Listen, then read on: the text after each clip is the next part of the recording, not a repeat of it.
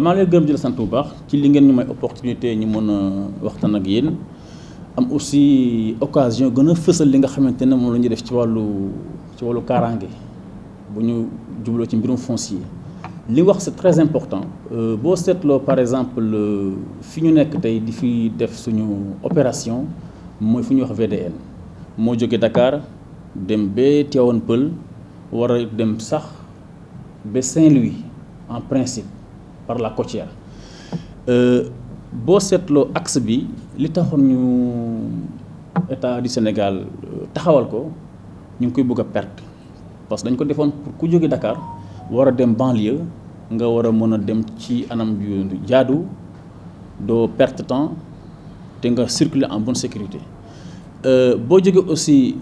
beneen sens bi war a génn Dakar également nga mën ko def mu gën a gaaw léegi seetlu nañ ne pratiquement VDN bi dañ ko occupé ñii dafa ñu ay barackman ñii ay taximan lañu ñii ay garage mais au-delà ce qui est plus grave li ci gën a doy waar mooy da ngay gis koo xamante ni dafa am këram tabax ko bi mu normal mu jël tibb 20 mètres ci kaw VDN bi clôturer ko am na sax ñu xamante ni kam dañu clôturer def ko commerce di ko louer te lu jaaduwul lu ñëpp bokk kenn moomu ko donc kenn aussi mënul jël ñëpp bokk c'est ça le problème et je pense que dañu lancer opération boobu pour ku nekk yem fi nga xamante ne moom nga am droit occuper bàyyi li nga xamante ne ñëpp ko bokk dañu lancer opération yi ça fait très longtemps boo mën ne dañ leen sommé ci délai bu gàtt dafa may jaaxal lool parce que boo jëlee particulièrement le cas de Yëngu Leen kooku je pense que depuis 2016 lañ ko sommé woon ba muy doog a commencé mais mësta arrêté dem na sax bi ñi nga xam ne ñoo dëkk ci wet gi sax ku ci nekk yaa ngi pousse di dandang moom di aligné parce que yaakaar nañ ne xëy na la mu def mooy yoon te du yoon il faut nag loolu dàkk moo tax dañ taxawal tey opération yi pour ñëpp xam ne ñu ngi ci commencé nañu te dootuñu arrêté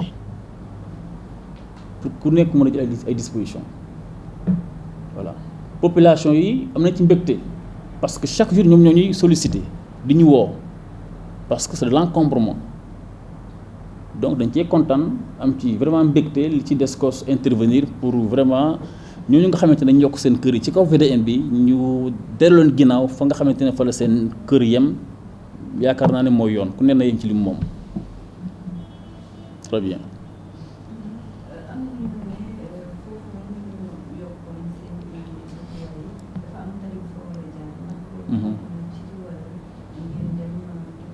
voilà VDN dafa am lu ñuy wax emprise du kese kaw tali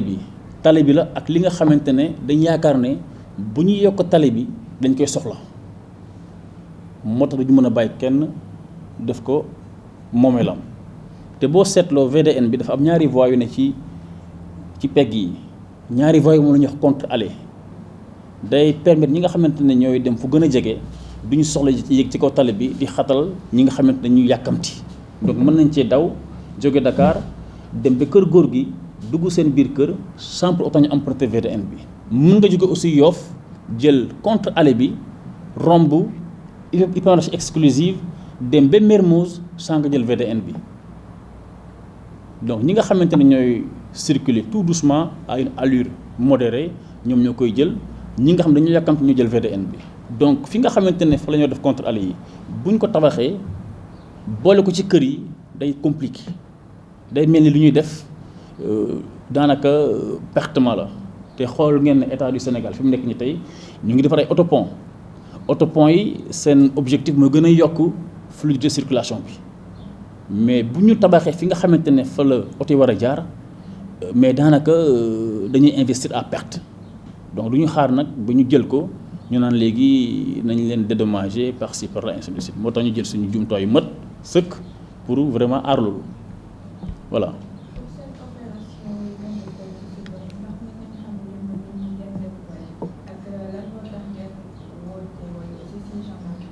en général ñun bu ñuy def opération dañuy jël suñuy jumtuwaay bu mat sëkk duñ jóg rek xëy rek dugg ci population yi dañuy avertir maire avertir préfet avertir commandement gendarmerie nationale avertir suñu tutelle ba ñëpp a xam ne Descos day jóg pour def lii. bu loolu weesoo aussi dañuy woote renfort soit ñu woote renfort police soit ñu woote renfort gendarmerie boo seetloo tey boo ko xaymaa dem nañ te ci lu mat téeméer ak juróom fukki agent boo ci boole waa DSCOS sur le terrain loolu lépp pour mën a permettre DSCOS di fi liggéeyam mais permettre aussi ñi nga xamante ne seen yoon nekku ci ñu bañ ci am benn gaañu-gaañu wala ñu am ci dara loo xamante ne dañ koy naqarlu et puis aussi bu fekkente ne aussi am na ñoo xam dañ taxaw pour jàmbarul ak ñun aussi ñu am suñuy possibilité pour vraiment mën leen a mën a jàkkaarloo ñoom moo tax ñuy demander renfort boobu.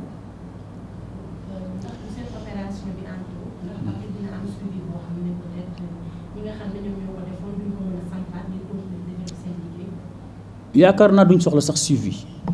parce que ki nga xamante ne moo def baaram def ci 10 millions de construction ñu arrêté ko mu bañ buñ ko tojee yaakaar naa dootu fa defaat xaalis su fekkente ne li muy liggéey lew na ko foo def 5 millions 10 millions ñu dindi ko toj ko yaakaar na balaa nga fay tegaat birig di nga xoolaat bu baax a baax a baax a baax je pense bien voilà. ay parking la da nga gis benn kër am lu mot ñaar fukki oto xajul ci kër yi dañu obligé jël oto yi gaare ko ci mbedd bi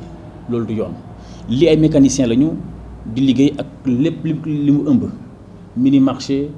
laveur de véhicule gargote loolu pour ci VDN bi état du Sénégal nag jël na disposition pour que ñooñu ñëpp ñu jël leen fii yóbbu leen Diamniadio ñu ngi aménager terrain bi bés bu paree jaaykatu oto yeeg mécaniciens yeeg ak li ko ëmb lépp dañu fiy jóge dem foofu loolu ci diir boobu moom xam naa ne yàggatul état mu ci liggéey te loolu rek moo mën a tax vraiment dëkk bi respirer set et puis ku nekk def sa activité fa nga xamante ne fa la gën a jaare yoon.